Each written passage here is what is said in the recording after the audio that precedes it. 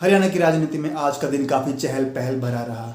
चाहे वो कुमारी शैलजा और राहुल गांधी की एक साथ आई तस्वीर हो, चाहे वीरेंद्र डूमर खाक के द्वारा बोला गया हमला हो, चाहे अजय चौटाला द्वारा लगाया गया आरोप कि बीएसपी और आईएनएलडी का गठबंधन भाजपा ने करवाया है, चाहे दीपेंद्र सिंह हुड्डा का सदन में भाषण हो, सबका खूब चर्चा हो रहा है।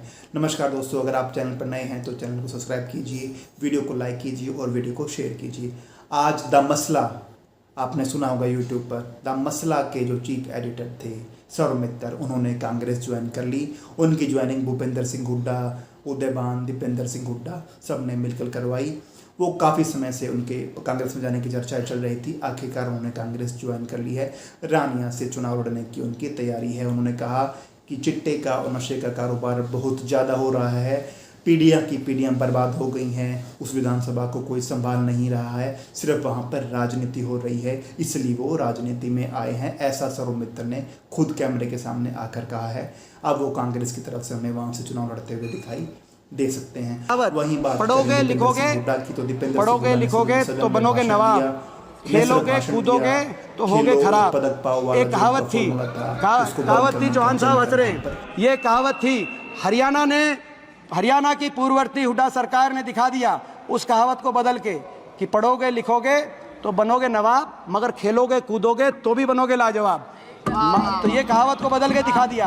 अब आपने दोबारा से आपने उस कहावत का दूसरा अर्थ कर दिया कि खेलोगे कूदोगे तो सरकार बीजेपी की सरकार हो जाएगी नाराज। आपने उस कहावत को दोबारा से मोड़ दिया। सर, ये दोबारा से खेलोगे कूदोगे तो होगे लाजवाब, इसकी तरफ ये कदम बढ़ाएं। हम एक एक कदम पे आपका साथ देंगे सर। बहुत बहुत धन्यवाद। बात करें वीरेंद्र सिंह डूमर खाक के बेटे, वीरेंद्र सिंह के बेटे जो हैं, जो सांसद थे पहले, उन्होंने कहा है कि वो केंद्रीय नेतृत्व से मिलकर वहाँ पर चर्चा करने के बाद कांग्रेस में शामिल हुए हैं, न कि किसी हरियाणा के प्रदेश के नेता की सरपरस्ती में। उनका इशारा साफ था कि वो भूपेंद्र सिंह हुड्डा को नेता नहीं मानते। उनके सीधे संबंध केंद्र में राहुल गांधी, सोनिया गांधी, प्रियंका गांधी या खड़गे से हैं। उन्हें इस प्रदेश की राजनीति से कोई फर्क नहीं पड़ता है कि किसका पलड़ा भारी है। वहीं अगर पलड़े की बात की जाए तो कुमारी शैलजा की एक तस्वीर आज साझा हुई है, राहुल गांधी के बिल्कुल बराबर में बैठी हैं। तस्वीर से साफ मैसेज दिया गया है कि हरियाणा में कुमारी शैलजा को भूपेंद्र सिंह हुड्डा के मुकाबले कमज़ोर ना समझा जाए। उनकी भी केंद्र में उतनी ही पकड़ है जितनी पकड़ भूपेंद्र सिंह हुड्डा की है।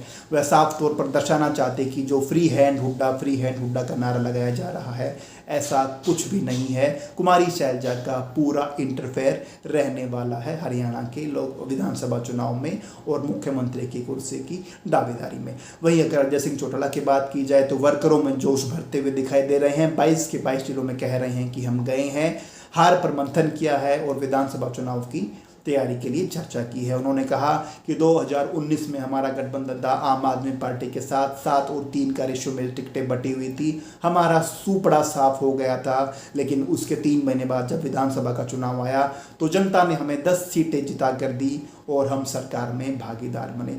वो दावा करना चाह रहे हैं कि ऐसा ही फिर से होने वाला है। बेशक अब उनका सूपड़ा साफ हुआ हो 2024 के लोकसभा चुनाव में, लेकिन विधानसभा चुनाव में वो कोई जादू करने वाले हैं, ऐसा वो बार बार दावा करते नजर आ रहे हैं। इसके लिए वो देवीलाल की हार का भी जिक्र करते हैं कि देवीलाल कितने बुरी तरह से हार गए थे और उसके बाद जनता ने कैसे उन्हें सिर आंखों पर बिठाया और 16,500 से जिताया।